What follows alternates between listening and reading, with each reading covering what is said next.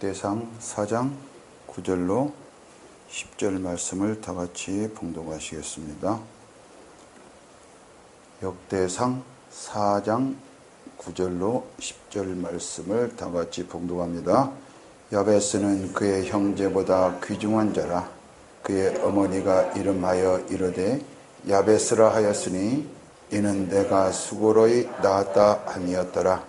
야베스가 이스라엘 하나님께 아뢰어 이르되 주께서 내게 복을 주시려거든 나의 지역을 넓히시고 주의 손으로 나를 도우사 나로 환난을 벗어나 내게 근심이 없게 하옵소서 하였더니 하나님이 그가 구하는 것을 허락하셨더라.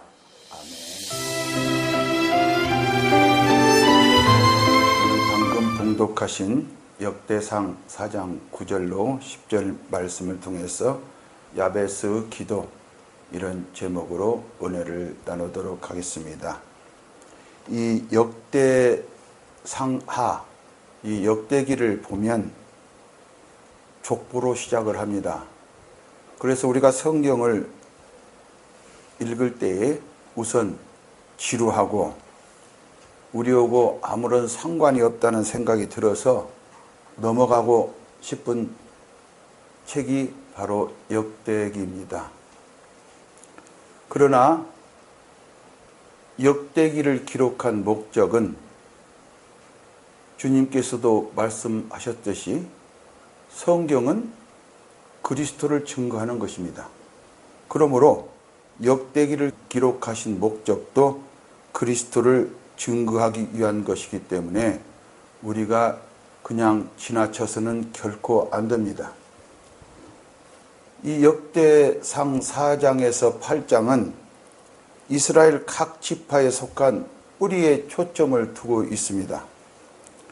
그래서 22절을 보면 옛 기록에 의존한 것, 또 41절을 보면 이 명단에 기록된 사람들 등의 말씀을 내세우고 있습니다. 신약 성경 마지막에도 어린 양의 생명책에 기록되지 못한 자들에 대해서 말씀하고 있죠. 계시록 13장 8절을 보면 죽임을 당한 어린 양의 생명책에 창세 이후로 이름이 기록되지 못하고 이 땅에 사는 자들은 다 그 짐승에게 경배하리라. 여러분, 이 말씀을 듣고 찔리는 게 없습니까?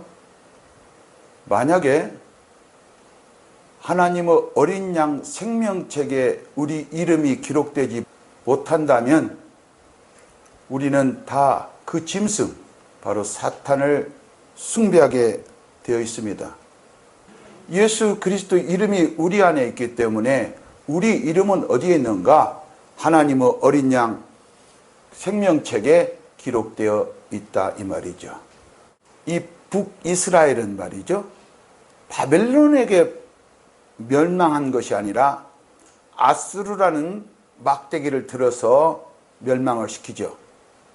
그리고 바벨론으로 하여금 남유다를 멸망시킵니다. 예루살렘 성전까지 다 파괴해버려요. 그리고 그 유다 왕국의 사람들을 다 포로로 끌고 가는 것이죠. 그런데 지금 이 역대상에 있는 사람들은, 거론된 사람들은 다 포로로 끌려갔다가 귀환한 사람들을 명단일 텐데 어떻게 돼서 모든 지파가 다 거론이 되어 있는가? 이게 참 희한하죠. 에스겔서 37장 17절을 보면 북이스라엘이라는 막대기와 남유다라는 막대기를 어떻게 하는가? 그 막대기들을 서로 합하여 하나가 되게 하라. 네 손에서 둘이 하나가 되리라. 할렐루야. 그래서 이방인과 유대인이나 다 이렇게 모든 사람들이 그리스도 안에서, 하나님의 뜻 안에서 하나가 될 수가 있는 거예요. 이 본문은 야베스가 그의 형제보다 귀중한 자요, 그 이름은 내가 수고로이 낳았다는 뜻이라고 말씀합니다. 그러니까 야베스는 부모로부터 수고로이 난 자다. 그러면 저와 여러분이죠. 우리는 예수 그리스도께서 고난을 당하심으로 예수 그리스도를 믿는 자로서 거듭난 자들입니다. 예수 그리스도의 고난이 없다면 우리는 아무것도 아닙니다. 우리는 모두는 야베스입니다. 믿으시기 바랍니다. 그리스도 안에서 야베스라는 말이에요. 그래서 주님을 위한 일들은 다 수고, 고난을 요구합니다. 그리스도와 함께한 고난이 없이 우리는 그리스도 일을 할 수가 없습니다. 내가 좌절에 빠지고 정말 죽고 싶어 라는 그런 상황에 있었을 때, 그때에 십자가를 바라본다면 주님이 우리의 슬픔과 질고를 감당하시고, 다 내가 안다. 내가 너를 안다. 그러니 내 뜻대로 해라. 내가 너에게 그 길을 가게 하리라. 이 말씀을 듣는다 말이죠. 우리 주님 바라보는 것밖에 없어요. 시편 126편 5절에서 6절을 보면, 눈물을 흘리며 씨를 뿌리는 자는 기쁨으로 거두리로다. 울며 씨를 뿌리러 나가는 자는 반드시 기쁨으로 그 곡식단을 가지고 돌아오리로다. 마태복음 13장 37절에는 씨를 뿌리는 자는 인자요 그렇습니다. 그리고 요한복음 12장에는 하나로 미리 땅에 떨어져 죽으면 많은 열매를 맺는다고 합니다. 그러면 눈물로 씨를 뿌리시는 분은 누구십니까? 바로 예수 그리스도이십니다. 그러므로 우리도 눈물로 씨를 뿌려야 됩니다. 눈물로 씨를 뿌려야 됩니다. 여기서 보면 나간 자는 반드시 기쁨으로 그 곡식단을 가지고 돌아오리라. 나간 자는 돌아오리라. 여러분 안에 기쁨이 나갔습니까? 반드시 기쁨이 돌아옵니다.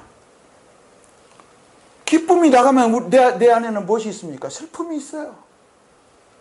예수님께서 슬픔을 감당하셨기 때문에 그 슬픔을 감당하신 예수 그리스도를 바라보면 그분이 생명의 씨를 주시고 그 생명의 씨에서 우리로 하여금 기쁨이 솟게 합니다. 그러면 우리도 어떤 고난이 있더라도 울며 씨를 뿌리러 가는 주님과 같이 우리는 하나로 미랄이 되어서 죽음에 넘겨야 됩니다. 그래야 우리에게는 기쁨을 얻을 수가 있는 것입니다. 우리 가정에 기쁨이 오는 것은 바로 내가 슬픔을 지고 주님과 같이 하나로 미랄이 되어야 됩니다.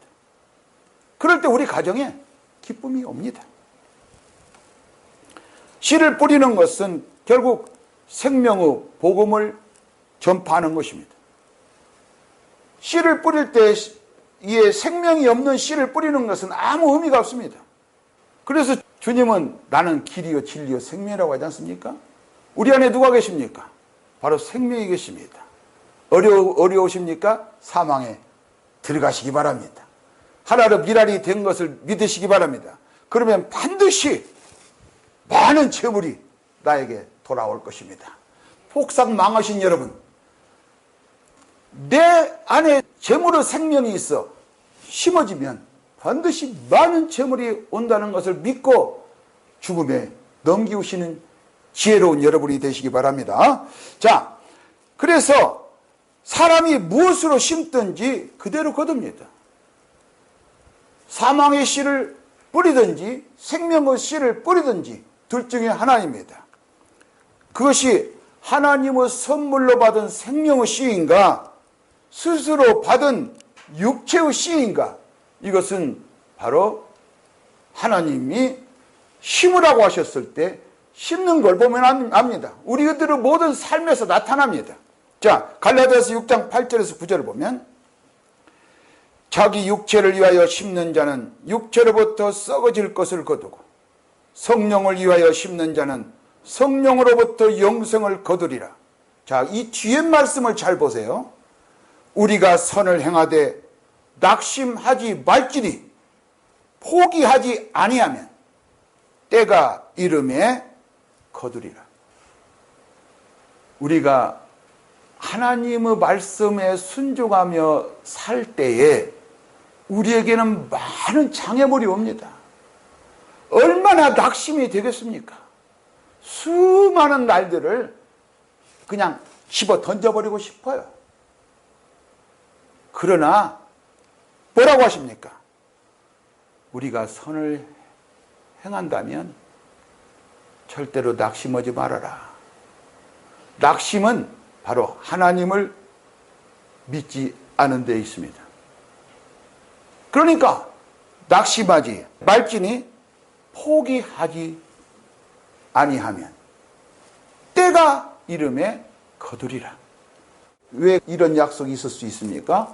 바로 예수 그리스도께서는 눈물로 씨를 뿌리시는 분이시고 그 씨 자체이시며 그 반드시 약속대로 부활하신 하나님이시기 때문에 그렇습니다. 생명의 씨를 심었다면 여러분은 조금 있으면 영생의 씨를, 영생의 기쁨을 거두게 될 줄을 믿습니다. 자, 야베스는 그의 형제보다 귀중한 자라고 9절에 말씀하고 있죠. 그것은 야베스가 뭐 잘나서 그런 것도 아닙니다. 야베스 스스로 귀중한 자가 될 수 있는 것이 아닙니다. 그는 오직 하나님이 은혜로 주신 귀중한 선물을 받았기 때문에 귀중한 자가 된 것입니다. 저나 여러분이나 모두가 하나님이 주신 귀중한 선물 예수를 받은 줄 믿습니다. 그러므로 야베스와 같이 저와 여러분은 귀중한 사람들입니다. 길그릇과 같은 우리에게 가장 귀한 하나님의 선물은 영생입니다. 그래서 그리스도의 영이 없으면 그리스도의 사람이 아닙니다. 그것은 짐승만도 못한 바로 사탄의 쪼무레기들입니다. 야베스는 이 귀중한 보배를 가졌기 때문에 귀중한 자가 되었고 그리스도의 보배로운 피로 구속을 받은 자입니다. 고린도후서 4장 7절을 보면 우리가 이 보배를 질그릇에 가졌으니 이는 심히 큰 능력은 하나님께 있고 우리에게 있지 아니함을 알게 하려 함이라. 여러분, 예수 그리스도를 내 안에 모시고 그리스도를 영접하는 사람들은 우리에게는 아무 능력이 없던 것을 압니다. 자기 능력으로 살아가려고 하는 것이 얼마나 헛된 것인지를 압니다. 그런데 그 큰 능력을 하나님께서는 거저 받으라는 거예요. 어떻게 이 세상의 큰 문제들을 아무 능력도 없는 무능력한 나의 능력으로 해결을 하고 헤쳐나간단 말입니까? 절대로 할 수가 없어요. 그래서 큰 능력이 하나님께 있음을 알기 때문에 귀중한 자는 바로 하나님을 믿고 그 보배를 담은 자는 바로 기도를 하는 사람들입니다. 왜? 내게 없기 때문에. 내게 없으니까. 기도는 내게 없고 하나님께 있다는 증거입니다. 그러니 믿는 자라면 기도하는 사람이겠죠. 오늘 본문에 보면 기도하니까 그대로 들어줬더라 그러는 거예요. 이거는 하나님의 약속이에요. 내가 너에게 능력을 주리라. 그래서 능력을 구하는 거예요. 하나님의 능력은 누구입니까? 믿는 우리에게는 그리스도가 하나님의 능력이 되는 것입니다. 자, 어떻게 기도했는가 한번 봅시다. 10절을 보면 주께서 내게 복을 주시려거든 나의 지역을 넓히시고 주의 손으로 나를 도우사 나로 환난을 벗어나 내게 근심이 없게 하옵소서. 나의 지경을 넓히고 또 손으로 주님의 손으로 나를 도우시래. 그 다음에 환난을 벗어나 내게 근심이 없게 해달래. 하나님의 도우심이 없다면 우리는 한 발도 뛸 수가 없다는 거예요. 지경을 넓힌다는 것은 뭡니까? 바로 내가 한 걸음 한 걸음 나간다는 거 아닙니까? 믿음으로 순종해야 돼요. 순종하지 않은 사람은 아무것도 갖지 못합니다. 하나님의 생명은 움직이는 것이기 때문에, 흐르는 것이기 때문에 반드시 여러분은 믿음으로 순종할 때 지경이 넓어집니다. 그리고 하나님의 도우심으로 내가 모든 환난에서 벗어나서 그 승리하는 기쁨을 맛볼 수가 있는 것입니다. 야베스는 제일 먼저 내게 복을 주옵소서라고 기도합니다. 이게 복이에요. 나의 지역을 넓히고 나를 도우시고 환난에서 벗어나 근심이 없게 하는 것이 복입니다. 하나님은 이렇게 되기를 원해요. 그러니까 이제 하나님의 뜻대로 지금 야베스는 구하는 거예요. 이게 저와 여러분의 기도가 되시기를 주님 이름으로 축복합니다. 자, 그러니까 하나님은 복을 주시는 분이심을 야베스는 알았다. 그런데요, 하나님은 복을 주시되 그 아들을 믿는 자들에게 복을 주십니다. 믿지 않은 자들에게는 그대로 저주가 임합니다. 여러분, 예수 그리스도를 믿는 것을 우습게 알지 마십시오. 여러분에게 지금 아무리 고통이 있고 고난이 있다 할지라도 주님을 붙드십시오. 그러면 여러분에게는 놀라운 일이 벌어집니다. 붙드시기 바랍니다. 자, 그런데 그 아들을 믿는 자에게 영생을 복을 얻도록 하는 것이 하나님의 뜻인데 그냥 영생의 복을 받아라 이러는 게 아니라 영생의 복을 주시기 위해서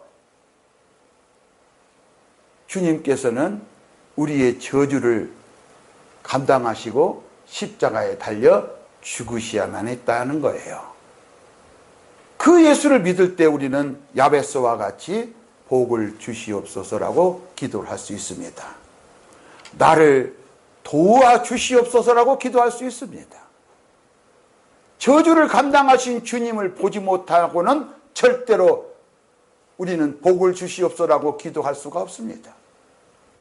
갈라디아서 3장 13절로 14절을 보면 그리스도께서 우리를 위하여 저주를 받은 바 되사 율법의 저주에서 우리를 속량하셨으니 기록된 바 나무에 달린 자마다 저주 아래 있는 자라 하였습니다. 그러면 우리는 어디에 있었다는 거예요? 저주 아래 있었다는 거예요. 이는 그리스도 예수 안에서 아브라함의 복이 이방인에게 미치게 하고 또 우리로 하여금 믿음으로 말미암아 성령의 약속을 받게 하려 함이니라. 우리의 저주를 감당하시고 십자가에 못 박히신 예수를 믿을 때 우리는 성령의 약속을 다 받아들일 수가 있다 이 말이에요. 하나님이 주신 복은 어디에 있습니까? 바로 그리스도 예수 안에 있습니다. 하나님의 축복은 영원한 것이지만 세상이 추구하는 축복들은 다 썩어 없어질 것들입니다. 세상 사람들은 스스로 자기가 축복을 받을 수 있는 존재라고 착각을 합니다. 그래서 사람이 성공을 하거나 좀 잘 되고 번성을 하면 칭찬을 합니다. 그런데 고난을 당하거나 하면 요부 친구들과 같이 네가 죄를 지어서 그래 비난을 합니다. 성경에도 나오죠. 날 때부터 소경된 자에게 제자들이 이렇게 물어봅니다. 저자가 소경된 것은 부모 죄 때문입니까? 제 죄 때문입니까? 주님 말씀하십니다. 누구 죄 때문도 아니고 그는 내 영광을 위해서 그렇다.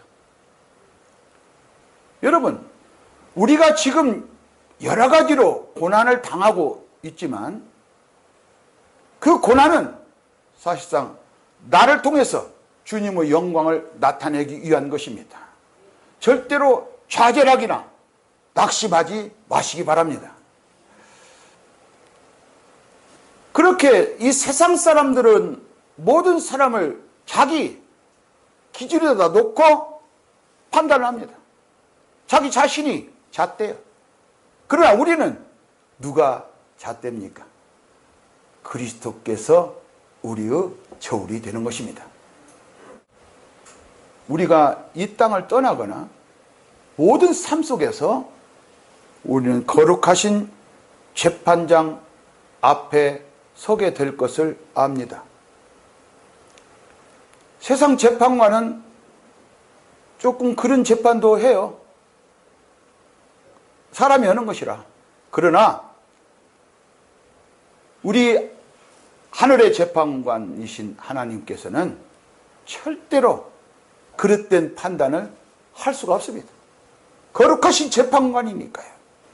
재판을 받게 되는 저와 여러분은 가장 중요한 것이 무엇입니까? 재판관의 선고예요. 만약에 다른 사람들의 말을 듣지 않고 우리가 하나님을 향해서 한 걸음 한 걸음 믿음으로 걸어간다면 주님께서는 우리에게 사랑하는 내 아들아, 사랑하는 내 딸아, 잘하였도다, 착하고 충성된 종아, 이렇게 말씀하실 거예요. 우리가 거룩하신 재판관 앞에 섰을 때는 다른 사람의 말과 칭찬과 비난은 아무런 효력을 발휘하지 못합니다. 제가 왜 이런 말씀을 드리냐면 우리는 세상에 살면서 그리스도인이면서 다른 사람의 말이나 칭찬이나 비난에 굉장히 신경을 쓴다는 사실이에요.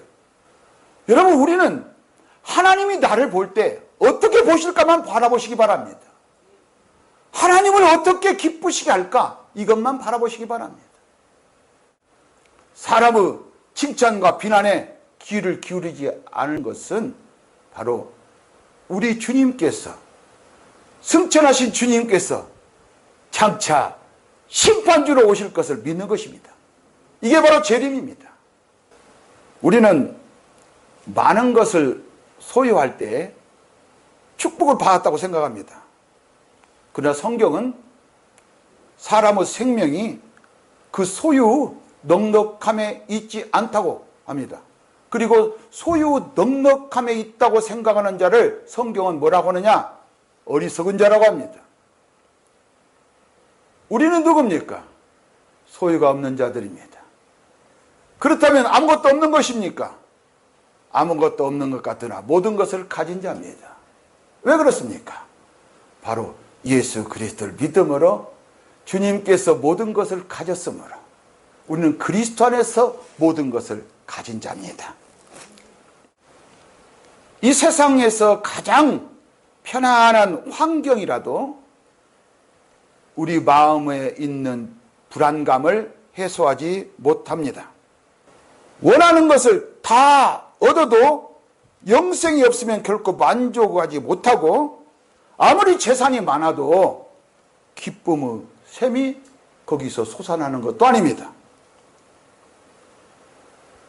세상의 부는 날개가 있습니다. 날아가 버립니다. 어떻게 날아갑니까? 망해서 날아가고요. 내가 죽으면 날아갑니다. 저와 여러분은 하나님 것입니다. 그러므로 우리는 모든 것을 가진 자입니다. 소유가 없어야 모든 것을 가질 수 있습니다. 어디서? 그리스도 예수 안에서.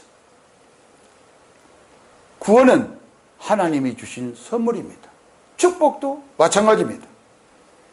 사람의 명예와 건강은 아침 안개와도 같습니다. 어제 건강했던 사람이 하루아침에 안녕합니다. 여러분, 건강 자랑하지 마시고 열심히 내가 예수 그리스도를 믿는지 다시 한번 확인해 보시기 바랍니다. 영원한 건강은 어디에 있는가? 채찍에 맞으신 그리스도 안에 있습니다. 채찍에 맞으신 그리스도 안으로 들어가지 못하면 우리 건강은 순간에 불과합니다. 거짓 건강입니다. 우리의 지경을 넓히고 환난에서 벗어나는 길은 주님의 살과 피를 먹고 마시는 것입니다. 십자가에서 달려 승리하신 그리스도를 믿는 것입니다. 우리는 환난을 통하여 주님을 만나게 된다면 그 환난은 환난이 아니라 축복이 되는 것입니다. 축복을 주시려고 저주를 감당하신 그리스도를 믿는 믿음으로 야베스와 같은 기도를 하게 되시기를 주님의 이름으로 축복합니다.